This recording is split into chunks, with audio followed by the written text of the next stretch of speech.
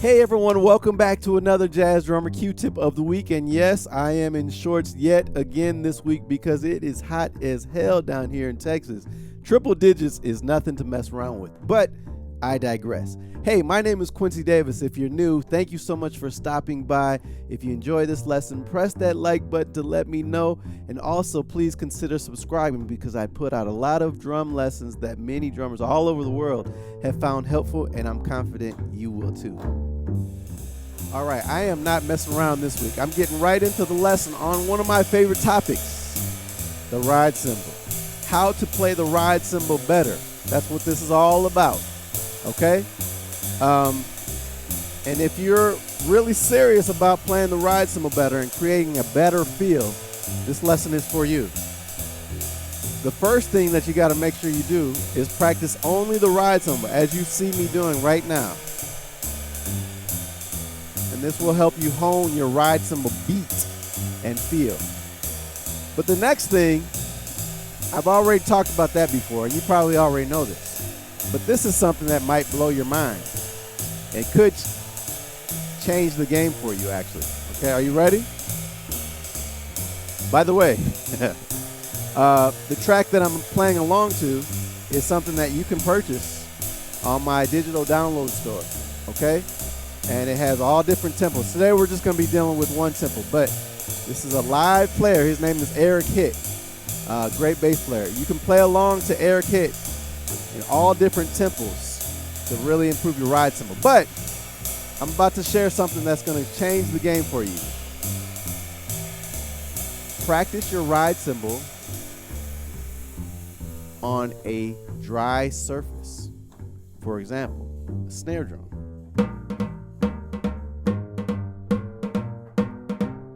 Or hi-hats. And the reason is because then you can really hear what each note of your ride cymbal beat is doing. You feel me? Sometimes we get distracted by all the reverberation of the ride cymbal, right? There's a lot of sound when you're just, and you can kind of hide behind all that sound. But if you get on a dry surface, every note that you play is very exposed in a good way. Then you can kind of make adjustments. This brings me to my next point, and the next thing that is going to change the game for you, I promise. This is a great exercise. Okay, so what I want you to do is I want you to go from, we got to think about the ride cymbal as a way of imparting feel. Imparting feel. It's not a monolith. All ride cymbal beats are not the same. And it's not just a thing that we do in jazz just because that's just what we do. We do it to create a feel, to generate a feel that the rest of the band and the audience can feel. And if we're not treating it as such, then it's going to just sound perfunctory, and it's not going to capture the feeling of many of the masters who play the ride cymbal so great. So one thing to really focus on, feel, and not just function. Feel over function. Feel over function. I like that. Is aha. As you can hear, I'm playing it straight. But what I'm going to do is change the feel from one extreme to the other. Here we go. You ready? Are you ready? Here we go. Gradually.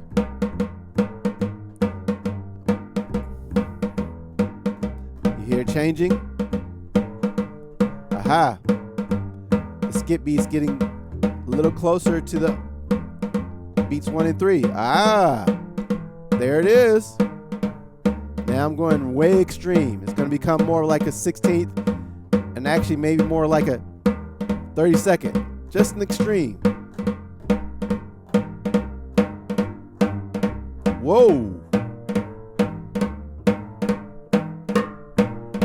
Okay, now we're going to bring it back to a place where I like it. Let's see. That's where I like it. Yeah. For me, that feels good. Now Now, of course, we're all different. So what I think feels good or where I'm comfortable, maybe someone else is more comfortable here. Or maybe someone else is more comfortable here. And that's totally cool as long as it feels good. So this is an awesome exercise for you to focus on kind of your preference of where you want that skip beat to go, because especially at a slower tempo, this is a medium tempo, and there's a lot of space in there between beats that you can place that skip beat. And it's up to you, not me, up to you where you want to place it. And once you find that place through practice, trial and error, recording yourself, checking yourself out, checking out how it feels with the band, a live band or a play along track like I'm playing along to, record yourself, see how it feels. And if you don't like the way it feels, adjust that skip beat, right? And it might make all the difference in creating a stronger feel.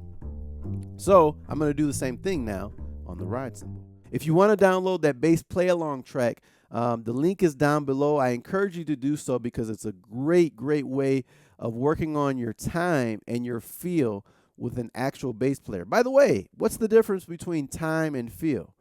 You tell me. I'm curious what you say. Let me know in the comments down below.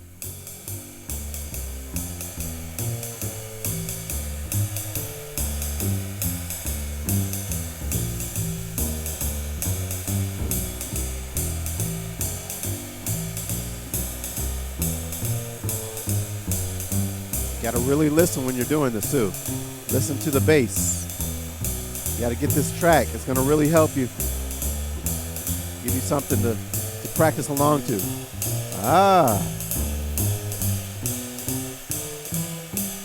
So that's a little too tight for me.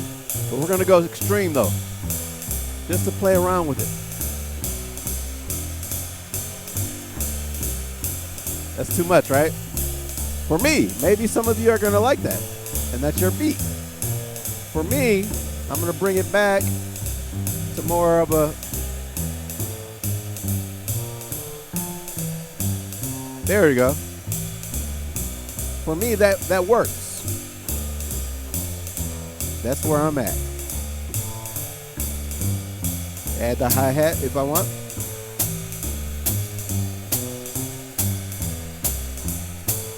Now we're swinging.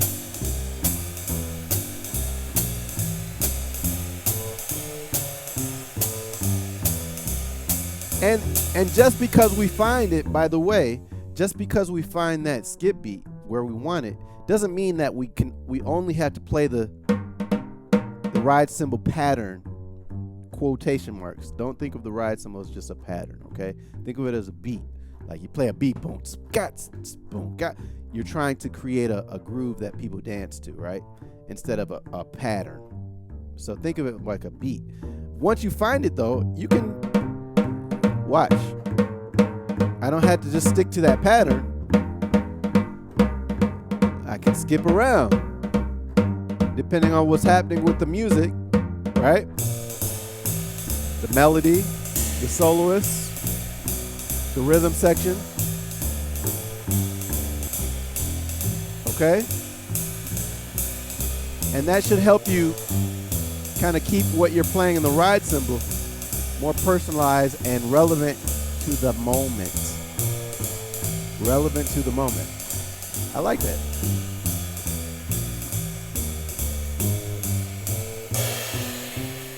All right, so that's the lesson on how to play the ride cymbal better with a better feel.